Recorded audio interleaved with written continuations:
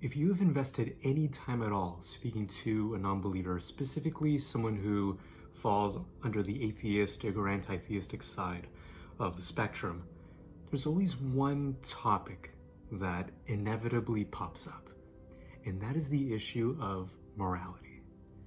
The number one reason why people choose to walk away from church disbelieving in God or have any sort of objections to God, even within the Christian faith, always falls under this category. And the question is phrased in many, many different ways. Even in some movies, you'll hear things like, well, is God good? Or is he really good? Or, is he really all powerful? Because one of the most common objections, arguments really, that I've heard from a lot of atheists is the notion of, well, your God, specifically the theistic, in my case, Christian God, cannot both be morally perfect, all good, benevolent, however you wish to phrase it, and all-powerful or omnipotent. And you ask, well, why? I mean, those are two essential attributes of God that we believe in. They say, well, why is there evil in the world? Well, why is there so much suffering? Why does a good God allow evil? They phrase it in many different ways, but it kind of comes down to this. This is the logic. That if there really is an all-powerful God that is also all good, evil should not exist in this world. Basically, they say it this way. If God is really all-powerful and all good, then evil should not exist. Because he would do away with all evil. Seems pretty simple. But there is evil in the world. So we're left with really only two options. One of those two premises, the whole notion of God being all good and God being all powerful, at least one of them has to be false, if not both. Obviously, the atheist completely refuses both, but he says, okay, at the very least, there is evil in this universe, in this world. Everybody can agree with that, Christian or atheist, right? I would say, yes, correct. Well, in that case, is God really all good? Because if he's all powerful and he's all good, but there's evil, then that means that he must be powerful, but he must not truly be good. If he's going to allow evil to affect us, to affect his creation. It's like, no. God is good. We insist, God is love. We'll throw all these verses at them. Okay, well then in that case, maybe your God is all loving and all good. But he's not stopping evil because he simply can't. Therefore, your God is not omnipotent. You have to choose. If there's evil existing in this world, either your God is not truly good or he's not truly all-powerful. And if he's none of those things, then why even bother calling him God? And so this stumps many people, and it stumped me at first when I first heard about it, until I realized something. And this is something that you're going to see in a lot of discussions, not only dealing with, atheism, but dealing with many different philosophies and religious worldviews around the world. Presuppositions.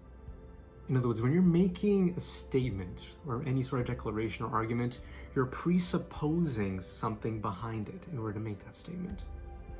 And the number one thing that is presupposed by the anti-theist and the atheist, the ones who reject God, is the notion of objective morality. Now, for those of you who may not be familiar with the vocabulary, I'm going to explain this very quickly. And you're going to be seeing these words pop up time and time again. Objective and subjective. What do they mean? Very simply, if something is subjective, it means that it's only an opinion. It's a personal truth, something that might be true for you, but it is not necessarily true for everybody. That's why when we say something is subjective, well, it's personal opinion. It's not objective. Objective means fact. It means that this thing is true whether you subjectively like it or not. So if I make the statement, vanilla is the best ice cream in the world, is the best flavor. What is that? Is that subjective or objective?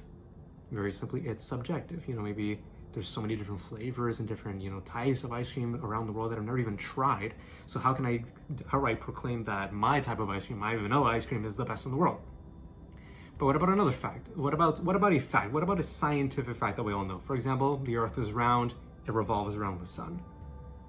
Many centuries ago, we had, for thousands of years in many different civilizations, we had very different models of the universe.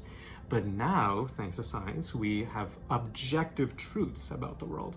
And you can still have some people who have their opinions. You have the flat earthers, for example. They have subjective truths, not objective truths in that regard. And what I notice is that consciously or not, and I will say more often than not, it is subconsciously, everybody, whether theistic or atheistic, inwardly believes and lives their lives as though an objective truth exists. Not only that, but an objective moral standard exists.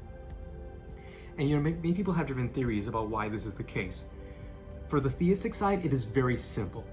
It is very simply that God, who created and established order in the cosmos, also, when he created human beings, he also established an objective moral law. And the Bible even says that that law is written on our hearts, what we call our conscience, thing that makes us feel icky whenever we do something wrong or are thinking about doing something wrong, and that kind of makes us feel nice inside when we do something that is right. We believe that that comes because that is something that was inwardly put into us by God. Meanwhile, on the atheistic side, if you're going to be consistent, unknowingly, you have to borrow the Christian worldview about morality in order to argue against Christian morality. So from the atheistic side, if you ask them, well, is there objective truth? Most of them will say yes. You will have some, they'll say, no, there is no objective truth. I don't believe that there is objective truth. You can simply respond by saying, well, is that objectively true? Is it true that there is no truth? That is a self-defeating statement. But most atheists will say, no, I do believe in objective truth. And they're more than welcome to believe that and to hold to those values, but where do they come from? Most atheists will say, well, from, our instinctive, our species' instinctive desire to survive and to reproduce and just to carry on our genetics. If that's the case, then everything that we do is simply for survival and reproduction. What value truly is there in doing anything right? What even is right? Is it subjective? Some will be honest and say, yeah, morality is subjective. It depends on where you live, your circumstances, your environment, what situations you happen to be put into. And I'll say, well, okay, how's this? So it's for the survival of the species, what is convenient to the majority. They'll say, yes, whatever is better for the, for the greater good of society, we will say that that is objectively good. Things like theft, murder, and rape, we can all agree that those are harmful to our species and therefore they are wrong, and that's why we oppose them.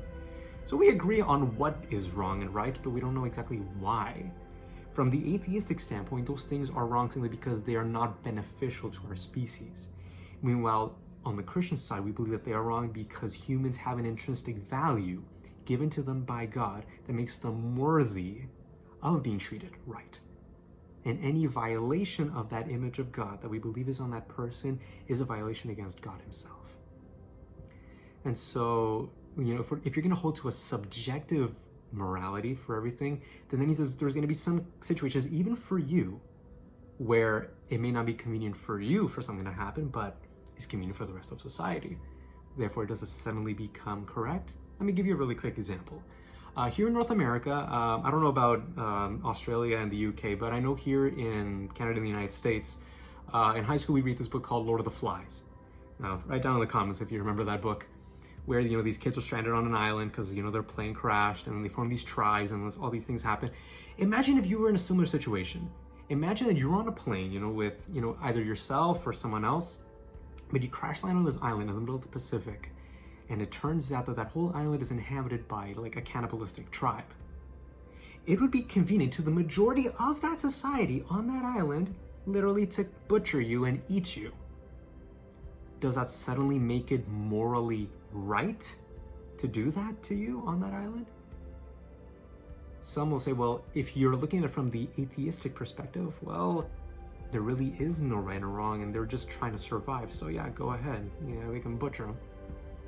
But suddenly, that same scenario over here, suddenly, it makes headline news and everybody's outraged about how can you do such a thing? And so you're forced to have double standards about what is right and wrong.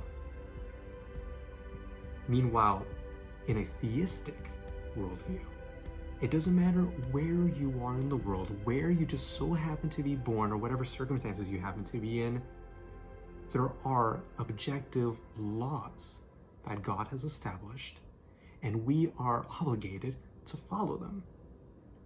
Now, like I said, atheists, in some ways, if you pull a couple strings, they can make an argument in favor of there being an objective morality for everybody without necessarily having to include God into the picture. But in my second part, I'm going to see how, while maybe they can account for that, if we're willing to grant them an objective morality, just simply a moral standard that everybody is, obligated to follow, why it doesn't really answer the next question. Okay, fine, there is a moral standard, but why exactly should I follow? In other words, who exactly is forcing me to follow the rules? Why can't I just make up my own rules?